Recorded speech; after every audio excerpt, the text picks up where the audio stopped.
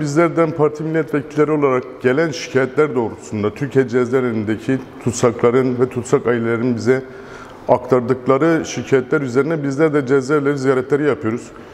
Özellikle Dumlu Yüksek Güvenlikli Cezaevinde yoğun şikayetler vardı. Bizler de orada ben ve Ağrı Milletvekilimiz Heval Bozdağ'la birlikte gittik, orada ailelerle birlikte aileler görüş yaptı. Bizler de cezaevi yönetimiyle görüştük. Aynı şekilde tutsaklarla görüştük. Hem bir nolu Dumlu bir nolu Yüksek Güvenlikli Cezaevinde hem de iki nolu Yüksek Güvenlikli Cezaevlerinde tutsaklarla ayrıntılı bir şekilde cezaevindeki ortamla ilgili, hukuksuzluklarla ilgili ayrıntılı görüşmeler yaptık. Özellikle Dumlu bir nolu Yüksek Güvenlik Cezaevinde personel davranışı, özellikle son dönemde sürecin başlamasıyla birlikte personel davranışında ciddi bir değişim var. Tutsaklara yönelik. Yani bugüne kadar da vardı aslında. Zaman zaman bize şikayetler geliyordu ama şikayetler daha da artmış. Özellikle personelin davranışı, tutsaklara yönelik davranışları, kötü tutumlu, kötü muamele, söz söyleme, onların sosyal haklarını engelleme, onların hukuksal olarak hak ettikleri sosyal aktiviteleri engelleme, kısıtlama gibi çeşitli baskılar var. Tutsaklar da bu baskılara yönelik idareyle gerekli görüşmeleri yapmışlar, fakat sonuç alamadıkları için bize aktardıkları son çare, bizler Adalet Bakanlığı'na çeşitli şekillerde idareye, cezaevi savcısına dilekçeyle başvuru yapmışız. Çözüm bulamadığımız için bizler de açlık grevine başvuracağız beyanında bulundular.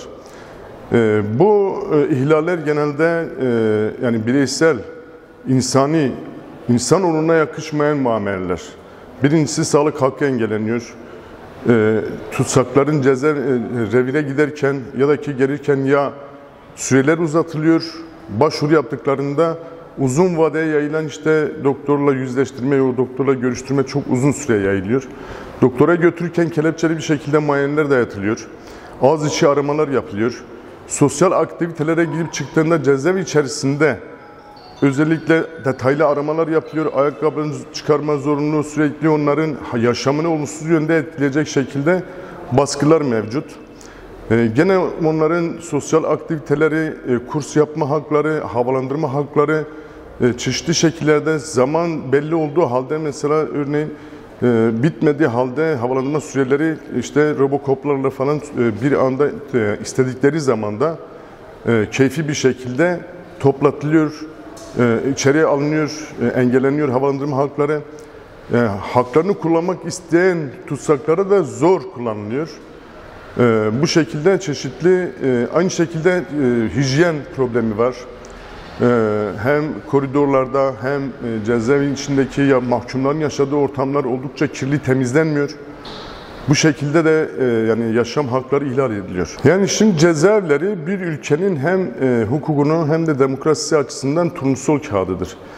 Yani devletin davranışı tutsaklara, halklarına davranışının en somut göstergesi cezaevleridir. Turnusol kağıdıdır yani. Cezaevindeki yaşam, hukuk, bunlar yaşadığımız sürecin turnusol kağıdıdır. Yani tam da bu süreçte tabii ki paralel bir şekilde yani barışın toplumsallaştırılması dediğimiz tüm kurumlara sirayet etmesi gerekiyor. Özellikle hukuk alanında. Bir ülkede hukuk yoksa demokrasiden söz edilemez ve bu hukukta en fazla cezaevlerinde vuku bulması gerekiyor. İlk elden oradan halka hissettirilmesi gerekiyor. Ama tam tersi, değişim yok, daha da kötüleşme var. Mesela örnek veriyorum, cezaevi idare ve gözlem heyeti var.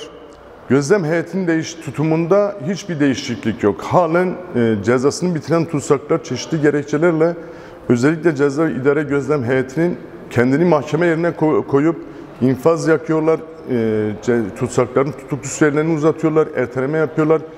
Disiplin cezaları var gene cezaevlerinde. Tutsaklar haklarını istediklerinde, özellikle haberleşme haklarını, sağlık haklarını, sosyal haklarını istediklerinde bunlara karşı verilen cevaplar disiplin cezaları. Bunlar hukuksuzdur. Yani bu süreçte özellikle sürecin bütün kurumlara, devletin resmi kurumlarına ziyaret etmesi gerekiyor. Öncelikle devletin tutumu değişmeli ki halkta bir çözüm, bir barış umudu gelişsin. Halkta, yani devlette bir tutum gelişimi olmazsa devletin kurumlarında bir değişim olmasa halkta nasıl bir değişim olacak?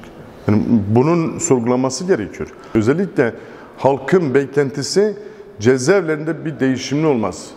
Cezaevindeki tutumun değişmesi gerekiyor. Ülkeye hukuk gelmesi gerekiyor. Hukuk her şeyin önünü kesiyor. Hukuk aynı şekilde her şeyin önünde açan bir gücü vardır. Hukukun gücü, devletin, iktidarın bir an önce hukuka dönmesi gerekiyor. Değil uluslararası hukuk şu anda kendi hukukunu uygulamıyor. Var olan hukuksuz hukukunu bile uygulayamıyor.